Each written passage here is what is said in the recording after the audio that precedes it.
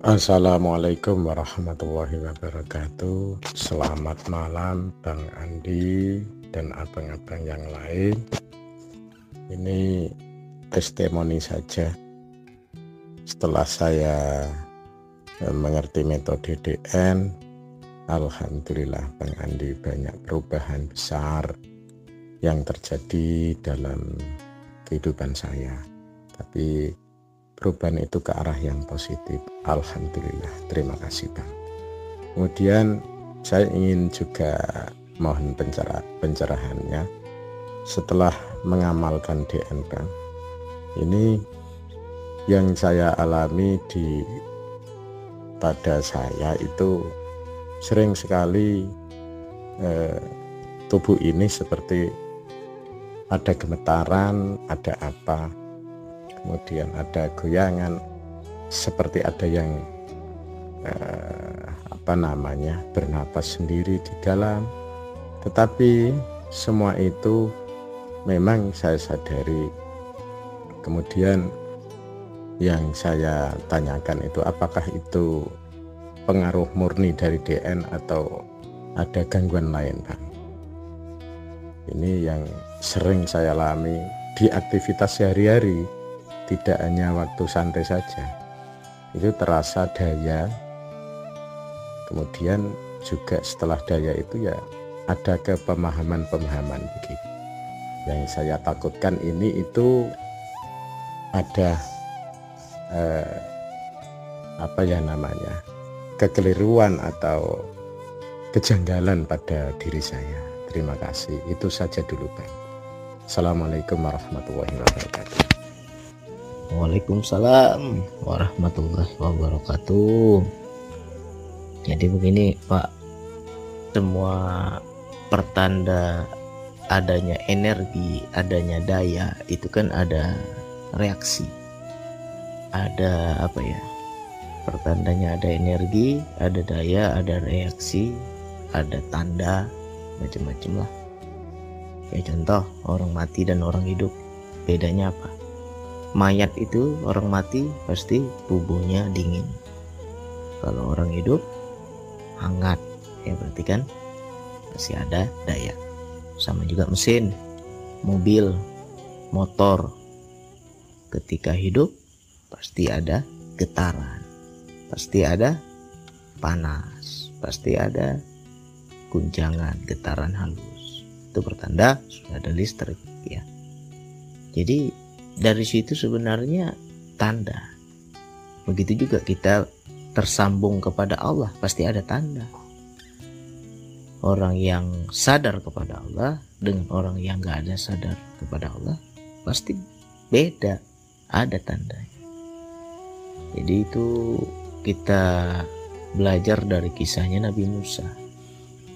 Nabi Musa itu ketika dia hendak menyaksikan Allah, ya Allah tunjukkan dirimu, aku ingin tahu siapa diri Allah yang sebenar, Allah itu yang mana, aku mau tahu dirimu ya Allah. Ketika dia minta, di situ Allah berkata, apabila gunung itu sanggup dengan cahayaku, maka akan kutampakkan diriku. Akhirnya ketika ditampakkan cahaya, gunung itu hancur ya, dan Nabi Musa jatuh pingsan. Begitulah dahsyatnya ketika Allah menunjukkan diri, padahal itu baru cahayanya ya. Jadi disinilah kita harus belajar bahwa koneksi dan ketersambungan itu ada rasa. Apalagi contoh yang lain, orang beriman ketika disebut nama Allah bergetarlah hatinya ya.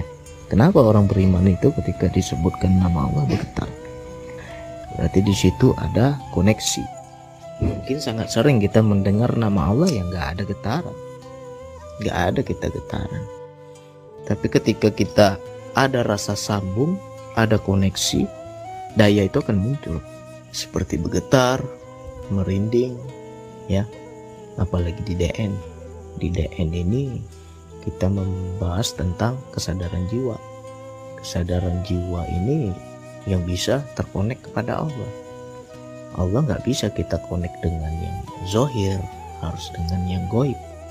Ingin bertemu Allah ya temuilah dengan yang gaib, dengan kesadaran jiwa kita. Jadi ketika kita ada rasa sambung kepada Allah, di situ akan ada reaksi. Reaksinya seperti apa? Bisa jadi bentuk getaran, bisa jadi bentuk daya, bisa jadi bentuk tarikan jiwa. Ya mungkin teman-teman lagi duduk, tubuhnya bergetar sendiri, mengayun. Apalagi lagi santai duduk, tiba-tiba seperti terbuka ubun-ubun kita, seperti kesedot, macam-macam lah. Jadi di situ daya, seperti pakai helm, ya kan? Perasaan kok kepala saya membesar ya bang, kayak pakai helm. Ya itu juga daya. Jadi sikap kita bagaimana bang? Kalau kita sedang merasakan daya itu tandanya kita sedang terkoneksi kepada Allah. Itu tandanya kita sedang nyambung, merasakan kehadiran Allah. Ya, terkadang ya kita nggak connect ke Allah, tapi daya dulu kita connect. Ketika merasakan dayanya, baru kita nyambung kepada Allah. Itu kan apa ya istilahnya? Ya Allah merasakan memberitahu bahwa aku dekat. Nah, sehingga kita bisa merasakan dengan daya itu. Jadi sangat banyak teman-teman yang baru mulai belajar zikir nafas, ya di situ dia akan peka. Bisa jadi sebulan 2 bulan itu akan lebih banyak peka kepada daya. Dulu sebelum mengamalkan DN gak paham kita tentang daya, tentang energi, tentang rasa sambung ya, getaran-getaran. Tapi ketika sering ber-DN kok getaran ini muncul terus bang. Nah berarti di situ kita peka. Ya diterima aja, terima dayanya, sambung kesadaran kita kepada Allah, terus rasakan Allah yang dekat. Nah kalau udah rasakan Allah yang dekat, ya ajak komunikasi, ajak ngobrol. Ya Allah, aku rasakan Engkau yang dekat ya Allah. Apa kalam-kalammu malam ini ya Allah? Apa yang hendak Engkau beritahu kepada aku ya Allah? Dengarkan.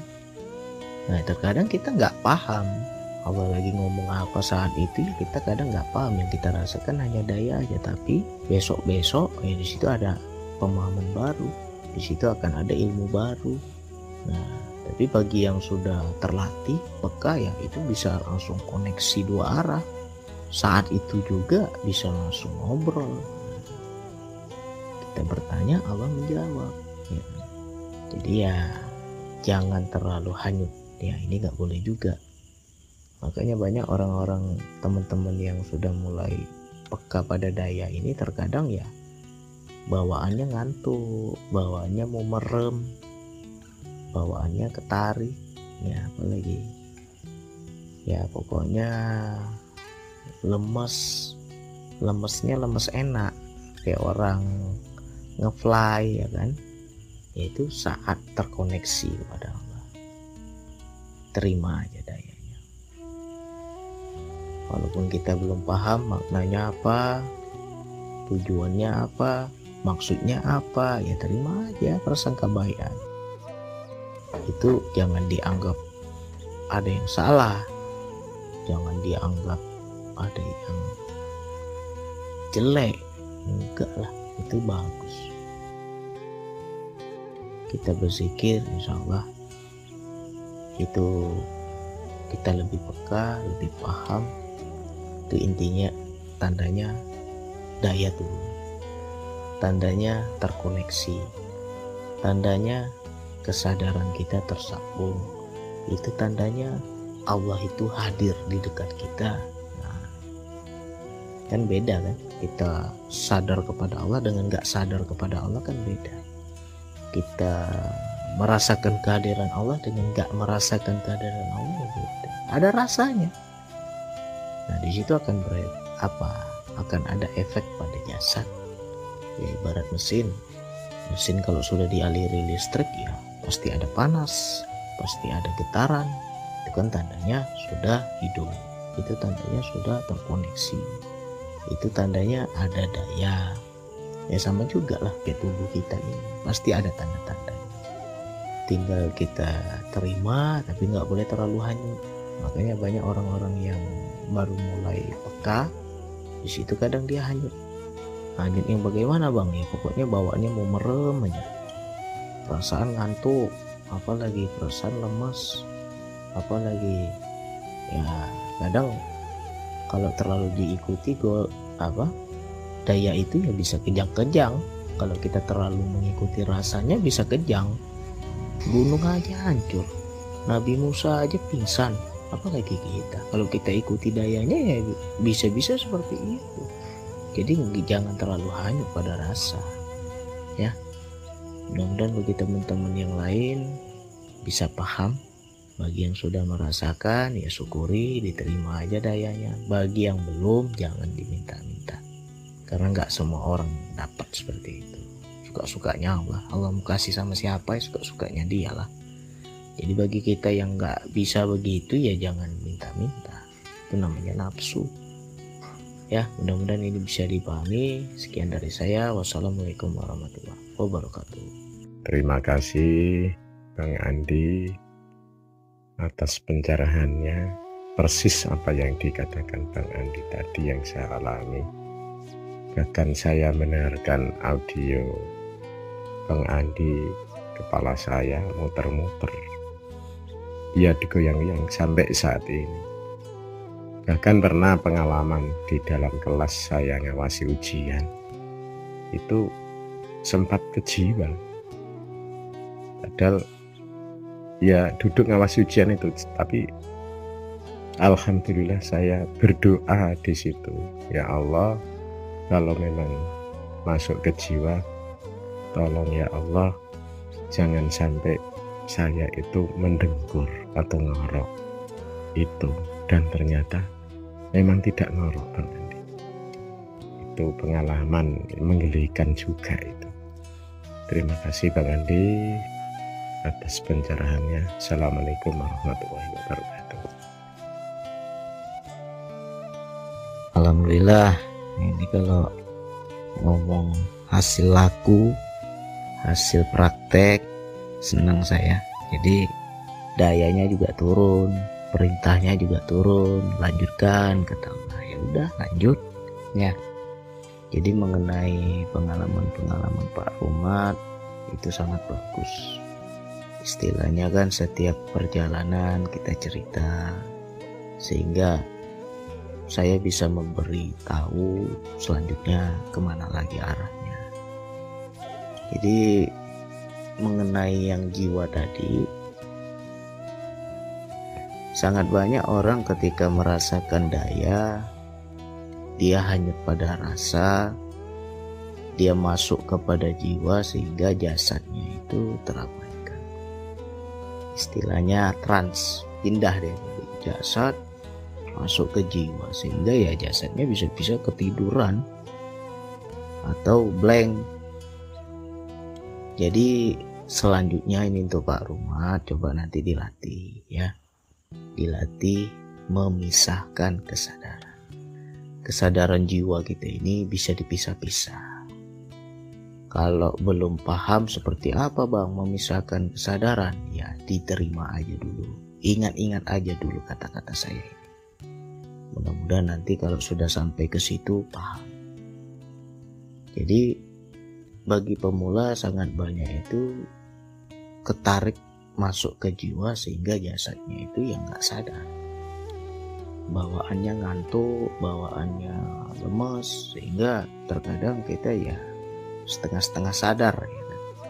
Berarti sadar kita hanya di dalam, tapi di luar ya kadang gak sadar. Di dalam sadar, itu tandanya udah masuk ke jiwa. Jadi bagi orang yang sudah terlatih, dia bisa memisahkan. Memisahkannya bagaimana Bang? Di jasad tetap beraktivitas seperti biasa, tetapi di jiwa berduaan dengan Allah. Di jiwa, jadi dia kesadarannya itu ada dua, satu di jasad, satu di jiwa, maksudnya gitu. Terpisah-pisah jadi nggak lagi bersatu. Untuk pemula kita masuk ke jiwa ya jasad kita tinggalkan, tapi bagi yang sudah terlatih dua-dua bisa jalan.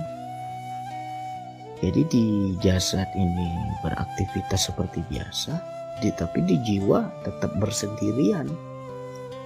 Ya, itu yang bisa dibilang sepi dalam ramai, ramai dalam sepi. Ya kan? Kita dalam kondisi ramai, kita sedang bersosial, kita sedang di pasar atau lagi kerja, ramai, tapi di dalam sendiri dia. Berarti orang tersebut sudah bisa memisahkan. Nah, nanti akan ke situ tahap selanjutnya. Yang penting dilatih terus. Nanti ya itulah wilayah sir. Orang nggak tahu kita itu sedang komunikasi sama Allah. Orang nggak tahu kita itu bersendiri di dalam. Orang nggak tahu bahwa kita itu yang berduaan dengan Allah.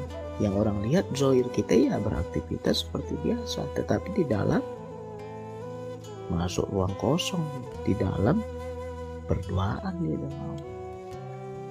Nah, jadi di situ terkadang luar biasa kesadaran jiwanya. Nanti pelan-pelan saya buka. Yang penting cerita dulu pengalamannya, cerita dulu step by stepnya sampai mana. Kalau nanti memang ada perintah, kamu cerita, kamu babarkan, kamu kasih tahu, ya saya kasih tahu. Ya, Pak Rumat kan sudah menceritakan, makanya saya juga diperintahkan kasih tahu selanjutnya seperti apa. Ya, ini mudah-mudahan menjadi motivasi untuk kawan-kawan yang lain. Coba diingat-ingat pesan saya, pisahkan kesadaran. Kalau nggak paham seperti apa memisahkan kesadaran, diterima aja, diingat-ingat aja dulu. Besok-besok insya Allah kalau udah sampai ke situ, ya. Sekian dari saya. Wassalamualaikum warahmatullahi wabarakatuh.